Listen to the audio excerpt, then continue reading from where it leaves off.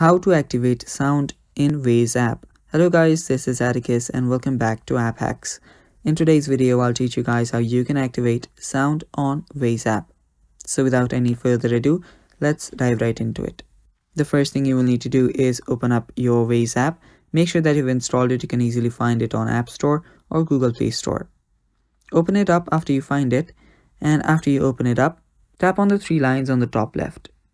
After you do that, tap on settings, and after you tap on settings, head over to voice and sound. Tap on it, and after you tap on that, you will be on your voice and sound settings for your Waze app.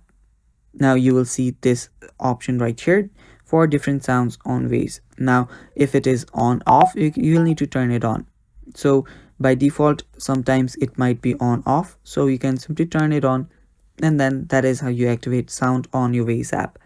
Thanks for watching guys. That is all for the video. Stay tuned for more, and bye bye.